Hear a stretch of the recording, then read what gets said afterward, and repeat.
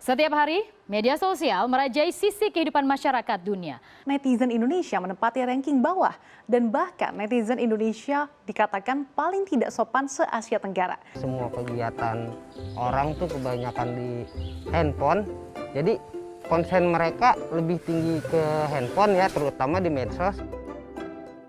Mereka pasti penasaran, siapa sih yang buat, akunnya siapa. Nah mereka masuk, lihat akun saya, oh ternyata produsen pakaian hewan. Nah.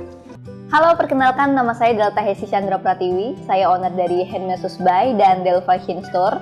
Nah, kita itu dulu itu pertama kali jualannya di Facebook. Terus kita pakai grup, BBM, kayak gitu. Menyimak sekilas video tadi, media sosial memiliki pengaruh yang sangat kuat dalam kehidupan kita. Media sosial bisa membawa kita pada keterpurukan. Media sosial juga mampu mengantarkan kita pada puncak kesuksesan. Dan kalian mau berada di posisi yang mana?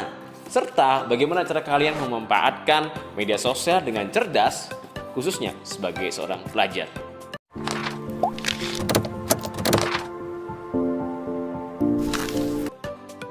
Halo pelajar Indonesia, di sini dengan Ari, guru BK di SMP Negeri 3 Kubu, Karangasem, Provinsi Bali. Pada video kali ini kita akan membahas topik yang sangat eksklusif, yaitu cerdas bermedia sosial di era digital. Tujuan dari materi ini adalah peserta didik dapat mengidentifikasi berbagai platform media sosial yang ada saat ini. Peserta didik dapat menjelaskan manfaat media sosial bagi seorang pelajar. Peserta didik mampu menentukan jenis media sosial yang relevan digunakan oleh seorang pelajar. Dan terakhir, peserta didik mampu menyimpulkan cara-cara etis, cerdas, dan bijak dalam bermedia sosial sebagai seorang pelajar. Oke, kita mulai dari yang pertama, yaitu fakta media sosial di Indonesia. Dari total populasi Indonesia sebanyak 274,9 juta jiwa, pengguna aktif media sosial mencapai 170 juta jiwa. Artinya, jumlah pengguna media sosial di Indonesia setara dengan 61,8% dari total populasi. Data ini per Januari 2021. Ini dia 10 media sosial dengan pengguna paling banyak di Indonesia. YouTube, WhatsApp, dan Facebook menempati posisi 3 besar. Perlu kalian ketahui, rata-rata waktu yang dihabiskan oleh masyarakat Indonesia untuk mengakses media sosial selama 3 jam 26 menit dalam sehari. Sepertinya lebih, ya nggak? Oke, jika dilihat dari usia, pelajar menempati urutan kedua sebagai pengguna media sosial terbanyak sebesar 93,52%. Wah, ini luar biasa. Data ini menunjukkan bahwa kalian sebagai pelajar sudah sangat melek terhadap perkembangan media sosial. Oke, berikutnya adalah apa yang terbesit di dalam diri kalian. Apa itu media sosial? Kalian bisa beri jawaban pada kolom komentar ya. Media sosial merupakan media daring yang memudahkan para penggunanya untuk melakukan interaksi sosial secara online tanpa batas ruang dan waktu. Dengan media sosial, kalian bisa berpartisipasi, berkolaborasi, berbagi, bahkan menciptakan sebuah isi atau konten. Terus, apa yang dimaksud dengan cerdas bermedia sosial? Cerdas bermedia sosial berarti bijak, selalu waspada, berhati-hati memilah informasi, memiliki kesadaran kritis dalam menggali, menyebarluaskan berita atau informasi, serta menggunakan media sosial sesuai kebutuhan dan produktivitas masing-masing. Manfaat apa yang kita peroleh jika menggunakan media sosial dengan cerdas, khususnya sebagai seorang pelajar? Yang pertama, membentuk komunitas.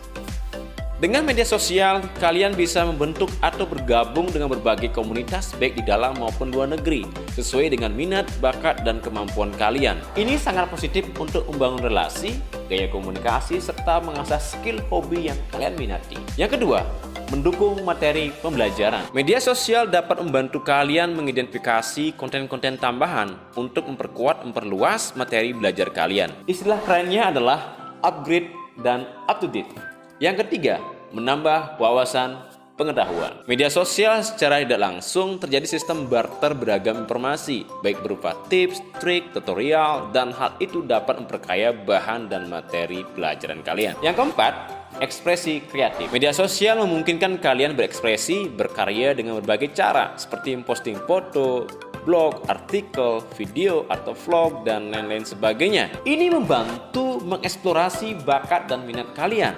dan memberi kesempatan yang jauh lebih baik dalam kehidupan. Yang kelima, exposure global. Media sosial dapat menghubungkan dengan siapapun di dunia ini. Kalian bisa berinteraksi dengan orang luar untuk mengenal beragam budaya, tradisi, bahasa, gaya hidup, kebiasaan makan, dan hal menarik lainnya. Yang terakhir adalah berwirausaha dan menjual karya. Media sosial bisa kita gunakan untuk melakukan iklan atau pemasaran produk usaha yang kalian miliki. Selain menghemat biaya promosi, hal ini juga membangun mental jiwa entrepreneurship kalian sejak dini. Pelajar Indonesia, itulah beberapa manfaat media sosial jika kita gunakan sesuai dengan fungsinya. Namun perlu diingat, di balik itu ada dampak negatif yang perlu kita waspadai agar kita tidak terperangkap dalam dampak negatif tersebut. Apa saja itu? Let's go! Yang pertama adalah gangguan kesehatan fisik. Menatap layar gawai terlalu lama, terlebih dalam jangka waktu panjang, dapat mengganggu kesehatan seperti miopi atau rabun jauh. Selain itu, kalian berpotensi mengalami namanya mata kering, mual, dan pusing. Yang kedua, kecanduan media sosial. Efek yang sangat terasa dan kental terlihat dari keberadaan media sosial, yakni ketergantungan. Merasa tidak nyaman jika tidak membuka media sosial setiap saat. Jadi, kalian hanya perlu mengakses media sosial pada jam-jam tertentu saja sesuai dengan kebutuhan. Ketergantungan pada media sosial tidak terjadi. Terakhir adalah melemahnya sikap sosial kita. Saking sibuknya kita mengakses media sosial setiap saat, kita sering lupa berinteraksi dengan orang-orang sekitar. Sampai ada ungkapan, yang jauh menjadi dekat, yang dekat menjadi jauh.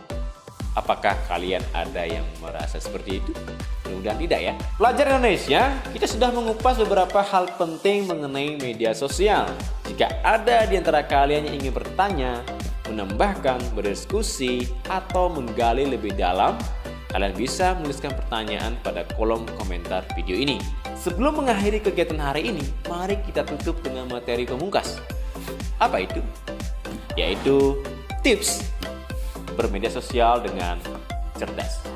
Number 1, berbagi identitas pribadi. Hati-hati ketika membagikan informasi pribadi seperti nama lengkap, alamat, nomor HP, atau informasi pribadi lainnya ke publik atau pihak tertentu. Pastikan data yang kalian berikan pada orang yang bertanggung jawab. Number 2, etika sopan santun. Selalu gunakan etika atau norma saat berinteraksi dengan siapapun di media sosial. Meskipun tidak saling mengenal, karena apapun yang akan kalian unggah di media sosial akan terlihat oleh publik. Nomor 3, think before you post. Sebelum mengunggah sesuatu, pertimbangkan dengan pikiran rasional dampak dari postingan yang akan kalian unggah, baik bagi diri sendiri maupun orang lain. Pastikan konten yang kalian unggah tidak mengandung unsur sara, pornografi, bahkan kekerasan. Nomor 4, think before you say. Tidak hanya mulut, kini jari perlu kalian jaga. Sebelum menyebarkan informasi di media sosial, cek kebenarannya, telaah isi kontennya, sebelum menyebarkannya ulang. Langkah ini dapat menghentikan penyebaran hoax di media sosial. Demikian penjelasan mengenai cerdas bermedia sosial di era digital. Usai menonton video ini, kalian dapat mengerjakan lembar evaluasi yang sudah ada pada link deskripsi. Pelajar Indonesia, terima kasih sudah menyimak dengan sangat baik. Sampai jumpa lagi di kegiatan BK selanjutnya. Tetap semangat dan bye-bye.